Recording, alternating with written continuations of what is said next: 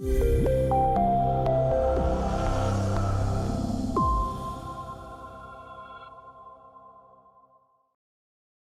you. Okay, so when we're looking at elements for depression, we're looking at wood, fire, or metal.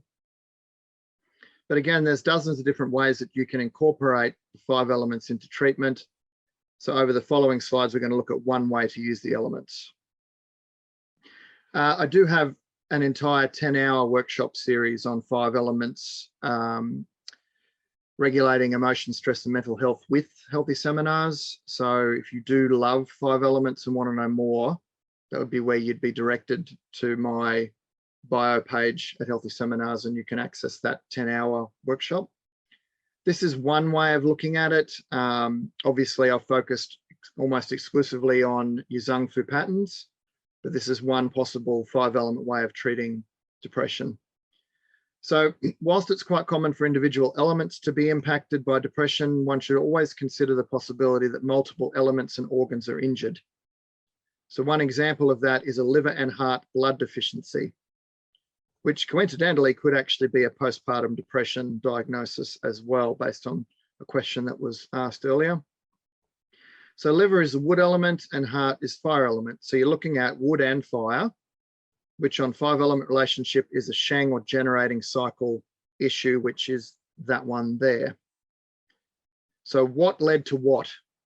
You could try to work out whether the liver injured the heart or the heart injured the liver.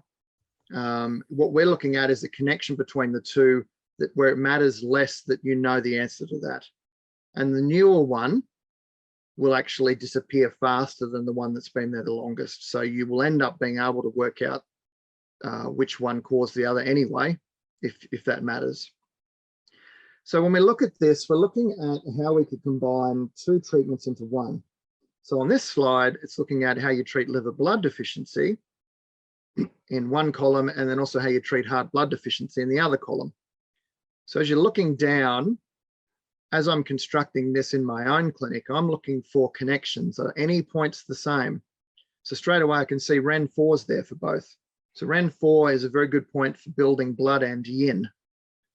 So it's good for any blood deficiency patients, regardless of what the organ, which organs got the issue. We look on down, we've got our front move points, our back shoe points. We've got some good blood builders in general, like your bladder 17, for example, is a good blood builder. Heart 6 is a good blood builder in general. Spleen 4, peri 6 is a Chong Mai related connection, and the Chong Mai is a good blood building vessel. So they would be a consideration. So what we're looking at is looking for relationships or connections, but that's how I go about it. And I do it in my head because I've been doing this for so many years now. It gets built in my head. Then if I feel like there's too much in my head, it goes down onto pieces of paper, and then we look for connections, and that's sort of how it all works for me. Now, we also need to consider that the Shang cycle was the issue. So go back a couple of slides, you can see that's the relationship there between wood and fire. So we could just focus on wood and fire. So one way to do the 5 elements is use the wood point on the fire channel and the fire point on the wood channel. Don't even worry about what else is going on there. The focus is using wood on fire and fire on wood. So that would be heart 9 and liver 2. Now, if you look at those points, you might be going, well, hang on, David, they're quite excess clearing because they're Jingwell and Ying spring points. That's not what those points are being used for today. You're using them because they're the wood point on the fire channel and the fire point on the wood channel. You're getting that 5-element connection. That's what they're used for. They're not being used as Ying spring and Jingwell points. And that's what happens a lot with points. They do so many different things. So what's the point going to do for you today?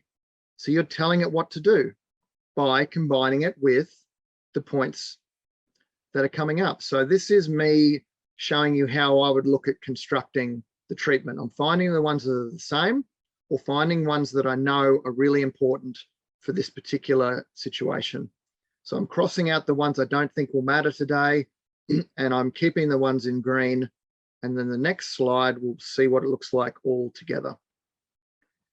So that is a liver and heart blood deficiency final point combination that's also incorporating the Shang cycle fire-wood connection. So we're getting lots of things all happening together, but we're not overdosing and we're not spreading ourselves too thin. It's sticking to a very specific purpose. And that's how that would look. And for me, looking at that, I see lots of really good, again, connections and lots of, we're getting the outcome we're looking for with that relationship.